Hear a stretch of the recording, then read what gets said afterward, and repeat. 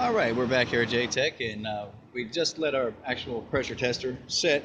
The actual time actually is 20 minutes. It's a good time.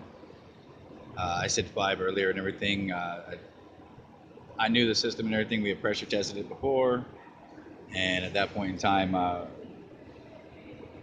we had seen it, tested it out, knew there was no leaks. So, but at this point in time, like I said, we let it set. We looked at our gauge, and we haven't really seen a drop in pressure per se. You know, your needle definitely would tell you where it's going. At this point in time, we had it just right at 16 psi, and it hasn't even touched 15 psi at this point. So the pressure test would tell me and everything that it's holding pressure, basically 16 pounds per square inch inside that system. At that point in time, I would call the system and everything pressure tested passed.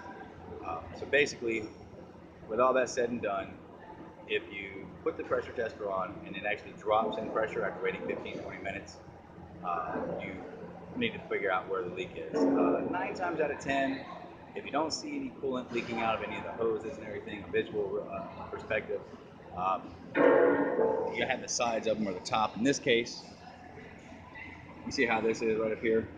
The plastic into the top of the radiator and everything. Some vehicles have them on the side over here. It'd be right around here. Some vehicles have them on the top and bottom. Depends on how it's set up, you know, the flow and everything, whether it's a vertical flow or horizontal. In this case here, you would look right in here into where these cracks are.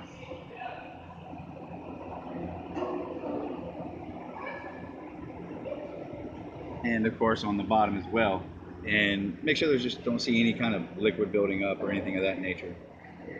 In this case, we've looked it over and haven't seen anything. So at this point in time, we can actually go ahead and call our pressure test done and passed.